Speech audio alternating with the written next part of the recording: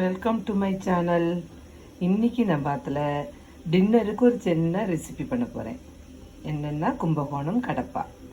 கும்பகோணம் கடப்பா பண்ணுறதுக்கு முன்னாடி என்ன பண்ணுறோம், ஒரு டம்ளர் பயத்தம்பருப்பு எடுத்திருக்கேன், 2 உருளைக்கிழங்கை நல்லா வாஷ் பண்ணிவிட்டு அதில் போட்டிருக்கேன், 2 பச்சை மிளகாவையும் கீரி போட்டிருக்கேன்.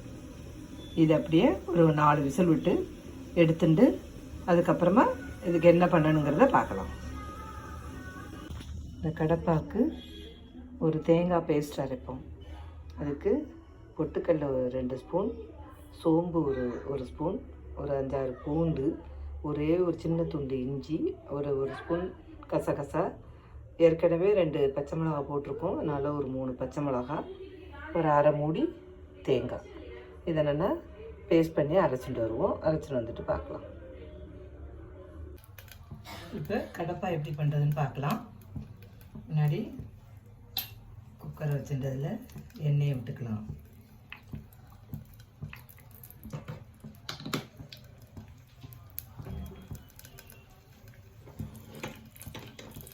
எண்ணெயை விட்டுட்டு எண்ணெய் காஞ்ச உடனே மசாலா ஐட்டங்கள்லாம் போட்டுக்கலாம். பட்டை, கிராம்பு, ஏலக்காய், ஸ்டார் அனீஸ் எல்லாம் போட்டுக்கலாம். அப்படியே இதெல்லாம் பொரிஞ்சிட்டு இதில் வெங்காயம் போட்டுக்கலாம். வெங்காயத்தை போட்டு வதக்கிண்டு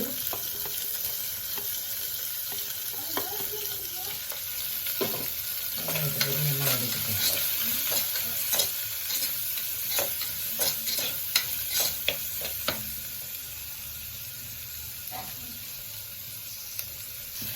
வெங்காயம் வந்து நல்லா வதங்கிட்டு இப்போ இதில் நினைச்சி வச்சுட்டு ஒரு பாதி தக்காளி போட்டுக்கலாம். தக்காளி ரொம்ப அதிகமாக போட வேண்டியதில்லை, ஒரு பாதி தக்காளி போட்டுக்கலாம்.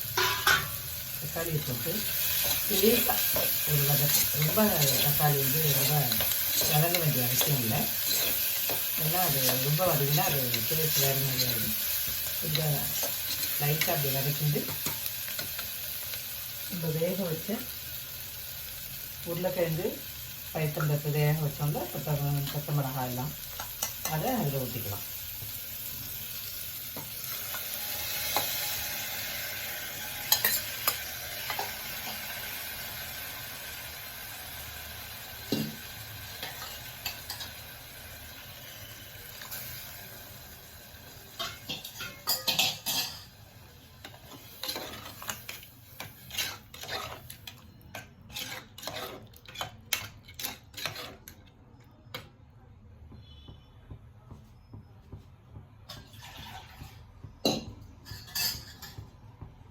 கொஞ்சம் இது தண்ணி விட்டுக்கலாம், ஏன்னா இது கொட்டுக்கள் எல்லாம் இருக்கிறதுனால கெட்டியாயிடும்.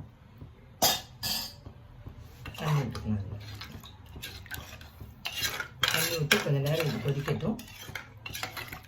கொதிச்சோடனே பார்க்கலாம். இது கொதிக்கிறது, இதுக்கு தேவையான உப்பு போடலாம். சும்மா ஒரு 3/4 ஸ்பூன் உப்பு போட்டால் போதும். உப்பு போட்டு கொதிக்கட்டும்.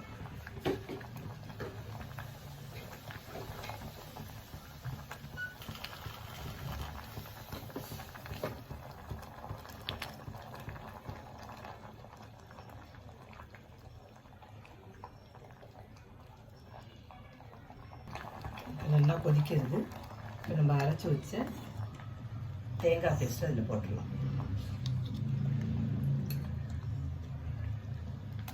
அரைச்சி வச்சு தேங்காய் பேஸ்ட் அதில் போட்டுடலாம். கொஞ்சம் தண்ணி விட்டு கலந்து விட்டுடலாம்.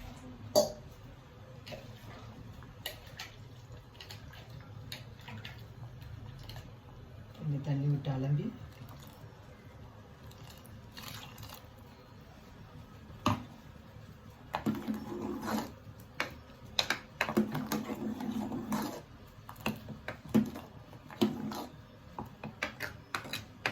தேங்காயோட சித்த கொதிக்கட்டும்.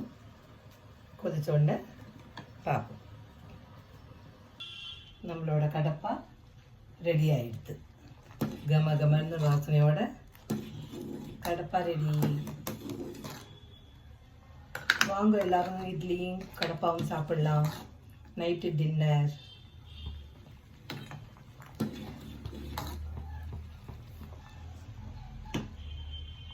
கொஞ்சம் இதில் கொத்தமல்லி போட்டுக்கலாம்.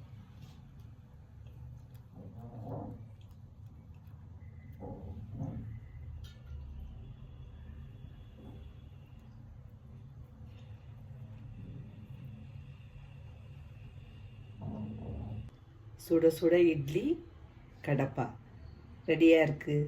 எப்படி இருக்குன்னு சொல்லுங்க. லைக் பண்ணுங்க, கமெண்ட் பண்ணுங்க, ஷேர் பண்ணுங்க, பார்த்துட்டு சப்ஸ்கிரைப் மறக்காமல் பண்ணுங்க. Thank you all.